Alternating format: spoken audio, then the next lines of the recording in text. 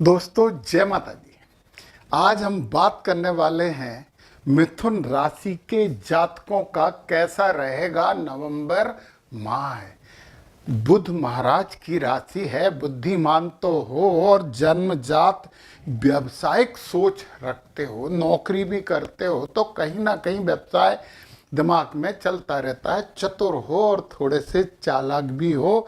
हम नवंबर माह में हम ग्रह गोचरीय व्यवस्था की पूरी बात करेंगे और फिर कौन कौन से ग्रह किन किन नक्षत्रों में हैं, वो नक्षत्र आपके लिए कितने शुभ हैं, नवतारा चक्र के आधार पर हम देखेंगे और नक्षत्रों की शुभता के लिए कुछ बहुत इंपॉर्टेंट उपाय भी हम बताने वाले हैं। और एक बात बता दें कि कुछ भी स्थिति हो आपकी कुंडली की, परंतु जो ग्रह जिस नक्षत्र में है उसमें है, नवतारा जो है वो है, फिर भी जिसकी दशा चल रही होती है उसको हम ज़्यादा प्रभाव देते हैं। मतलब हम ज़्यादा प्रभाव नहीं देते, वो हमें ज़्यादा प्रभाव देता है। तो सबसे पहले संक्षेप में बात कर लेते हैं नवंबर माह की और फिर डिटेल करेंगे। तो माह का प्रारंभ बड़ा व्यस्त रहेगा और पता है व्यस्तता का मतलब शुभता ही होती है, खाली दिमाग शैतान का घर। तो आपकी व्यस्तता रहेगी। कैरियर में कुछ महत्वपूर्ण सकारात्मक बदलाव संभव हैं। छात्रों के लिए ये समय बड़ा शुभ रहने वाला है। प्रेम जीवन में प्रगाढ़ता बढ़ेगी। यदि आप अपना ज़्यादा अधिकार प्रदर्शित नहीं करोगे तो विदेश या उच्च शिक्षा संबंधी योजनाएं आगे बढ़ेंगी। और गणपति जी की आराधना तो आपको करते रहना चाहिए और हरी दूबा तो जरूर चढ़ाए। चलिए हम ग्रह गोचरीय व्यवस्था की बात कर रहे हैं। सबसे पहले हम लग्न की बात करते हैं। तो मिथुन लग्न है, चंद्र राशि मिथुन है और आपके जो इस समय लग्नेश हैं वो षष्टेश बन के बैठे हैं। अब एक अच्छी बात यह है कि बुध छठे भाव में बहुत बुरा प्रभाव नहीं देते, हम अपने शत्रुओं को बुद्धिमत्ता से हरा पाते हैं।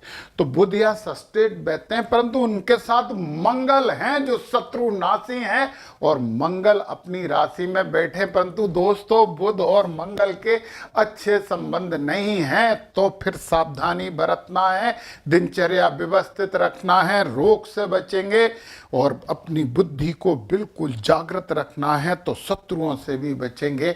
और ऋण तो मत लेना, वैसे आपको जरूरत नहीं पड़ेगी। क्यों नहीं पड़ेगी ये बात भी मैं आपको बताने वाला हूं। तो चलिए, ये तो आपके व्यक्तित्व की बात हो गई। अब हम धन भाव की बात कर लेते हैं और यहाँ पे गुरु महाराज अपनी उच्च राशि में विराजमान है।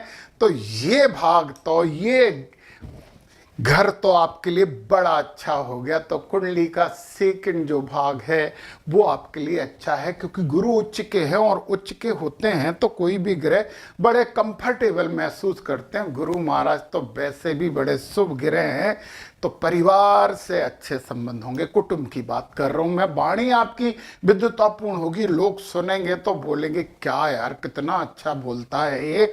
तो ये गुरु महाराज की बड़ी कृपा है और गुरु महाराज की तो दृष्टियां अमृतमयी होती हैं। तो सबसे पहले हम गुरु की 5वीं दृष्टि की बात कर रहे हैं। 1 2 3 4 5। अब ये आपके लिए एक सकारात्मक दृष्टि हो गई। मैंने बोला था कि मंगल भी है, मंगल बड़े शुभ होते हैं छठे भाव में। अपनी राशि में बुध भी है, बुद्धिमत्तापूर्ण मंगल शत्रु नाश करेंगे और गुरु का ज्ञान भी जुड़ जाएगा। छठा घर तो अच्छा हो गया। नौकरी की कोशिश करिए, एक अच्छे जॉब की संभावना बनती दिखाई दे रही है, जरूर कोशिश कर लीजिए, ये बहुत अच्छी बात है। फिर गुरु की जो 7वीं दृष्टि है वो 8वें भाव पे है।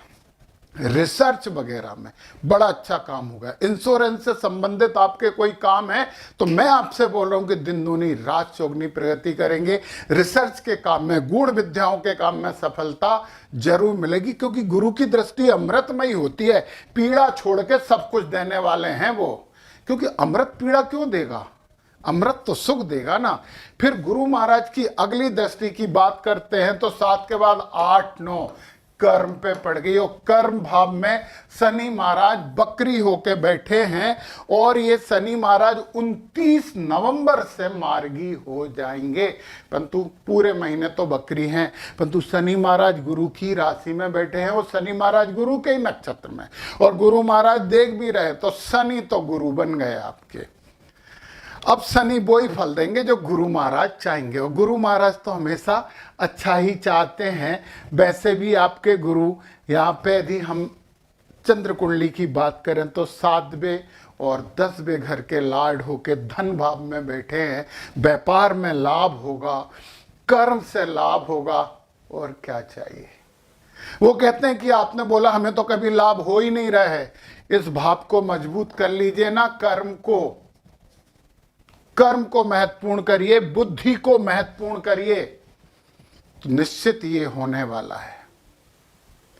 दशा चल रही होती है, फैक्ट है कि वो हमारे लिए एचओडी होते हैं, वो हमें पूरा निर्देशित करते हैं, परंतु दूसरे ग्रहों का भी तो अपना अस्तित्व होता है, परंतु दशा का प्रभाव ज्यादा होता है, ये बात सही है। तो यार कर्म का भाव बिगड़ गया, 8वां जो आपका अष्टम पीड़ा का भाव था उसकी पीड़ा खत्म हो गई है, तो फिर कितनी अच्छी बात हो गई। चलिए हम यहाँ पे सुख भाव की बात करें तो सुख तो आप अपने दम पे ही ले सकते हो, क्योंकि जब राशि मिथुन होती है तो कन्या राशि पड़ती है 4थे भाव में। दोनों बुध की राशि हैं, कुछ लोग कहते हैं उच्च के बुध हैं, परंतु दोनों बुध की राशि हैं। बुध यहाँ बैठे हैं, परंतु ये जो बुध महाराज है ना, ये तुला में आ जाएंगे 23 से 23 तारीख, 23 नवंबर के बाद तो आपकी बुद्धि बिल्कुल चाचा चौधरी के जैसे चलेगी, जो कि कंप्यूटर से भी तेज होती है। 23 तारीख बकरी होके तो और प्रबल हो जाते हैं, और सूर्य जब तक यहां से निकल के यहां आ जाएंगे, सूर्य आ जाएंगे, तो जब बुध किसी क्रूर ग्रह के साथ बैठे हैं तो वो भी क्रूर होते हैं, परंतु अब यहाँ से सूर्य से भी मुक्त हो जाएंगे, मंगल से भी मुक्त हो जाएंगे। आनंद है, इस मौके का फायदा उठाना चाहिए, वो मौका देता है ईश्वर। अब उसको भुना रहे हो या नहीं ये आपके ऊपर निर्भर है।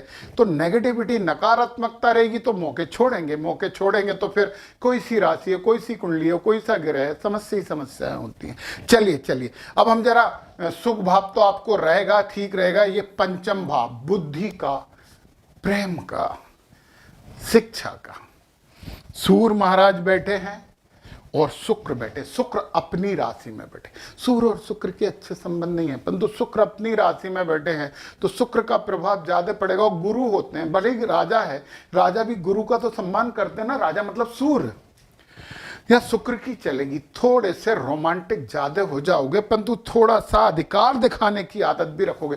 अधिकार दिखाने की आदत से बचने के लिए सुबह सूर्य भगवान को जल चढ़ाइए, लक्ष्मी नारायण की पूजन करिए, ये घर बहुत अच्छा हो जाएगा। और शुक्र महाराज 26 तारीख को यहाँ आ जाएंगे, तो मुझे दुख के साथ कहना पड़ रहा है कि 26 तारीख के बाद शुक्र तो अच्छे फल नहीं देने वाले, परंतु कम समय के लिए रहते हैं, फिर यहाँ आके तो आपको और आनंद दे देंगे। इसलिए ज़्यादा टेंशन की बात नहीं है।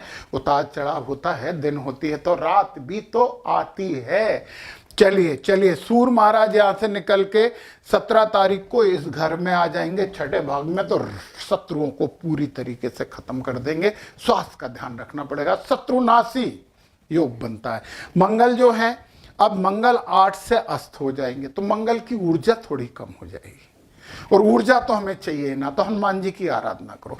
बुध महाराज की बात करें 14 से अस्त हो जाएंगे, तो बुध की जो बुद्धि है उसमें कहीं ना कहीं थोड़ी सी कमी आएगी। गणपति जी की, बुद्धि के देवता होते हैं, गणपति जी की आराधना करो, सुन लो ये काम देंगे।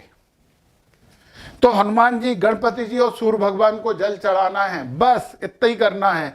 फिर आपके ये 10वें और 11वें के मालिक बैठे हुए हैं शनि महाराज यहाँ पे, परंतु मैंने क्या बोला, शनि तो गुरु हो गए। ये भाव में राहु बैठे, चंद्रमा हमने लिख दिया है, चंद्रमा तो बदलता रहता है, राशि से चंद्रमा की बात नहीं कर रहे हैं।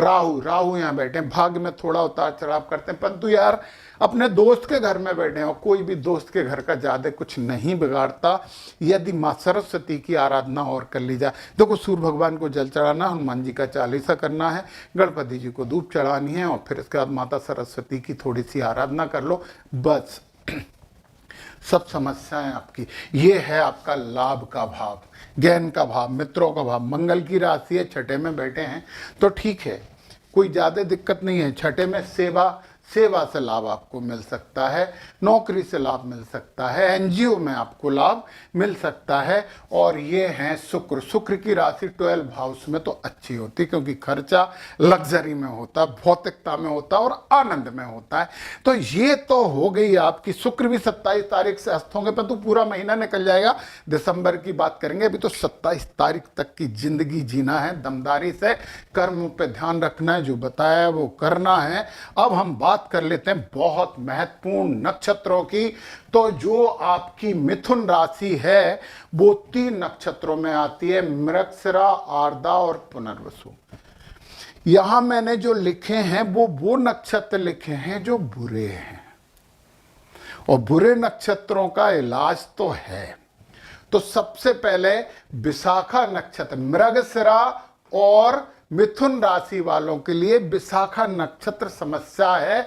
और विशाखा में बुध 21 तारीख से आ रहे हैं और शुक्र 19 तारीख से आ रहे हैं, ज्यादा दिन नहीं रहते हैं। तो विशाखा नक्षत्र में 19 तारीख के बाद की बात कर रहा हूं, 19 तारीख से पहले कुछ नहीं करना। ओम इंद्राग्निभ्याम नमः का जप कर लीजिए, एक माला, बड़ा अच्छा हो जाएगा।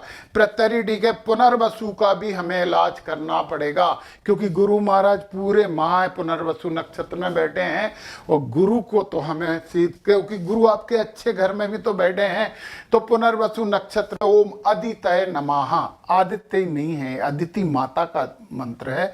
नक्षत्रों के देवता का नाम सुमरते हैं तो नक्षत्र देवता प्रसन्न होते हैं और नक्षत्र शुभ फल देने लगते हैं। मतलब अशुभ फल तो नहीं देते, शुभ दें या नहीं दें, परंतु अशुभता तो खत्म कर देते हैं। ओम अदितये नमः का तो आपको जब करना चाहिए, 2 मिनट में एक माला होती है, कर लीजिए। बाकी ठीक है। मृगशिरा नक्षत्र, आर्द्रा नक्षत्र और मिथुन राशि आपको तो आनंद ही है। केवल एक अनुराधा नक्षत्र विपत है, और अनुराधा नक्षत्र में मंगल 20 तारीख तक है और बुध 21 तारीख तक है। 1 से 21 तारीख तक आपको अनुराधा नक्षत्र के लिए, किसकी बात करूं, आर्द्रा नक्षत्र और मिथुन राशि वाले। तो अनुराधा नक्षत्र की बात कर लें, ओम मित्राय नमः का जप करिए। ये नहीं रखना है, ये नहीं रखना, ओम मित्राय नमः का आपको जप करना है बस 21 तारीख तक। फिर हम बात कर लेते हैं पुनर्वसु नक्षत्र, गुरु महाराज का नक्षत्र है, और इसमें भी देखिए ज्येष्ठा विपत है, चल जाएगा। ज्येष्ठा विपत क्यों चल जाएगा, क्योंकि केवल मंगल 20 के बाद आ रहा है, 20 से पहले तो सब शुभ है।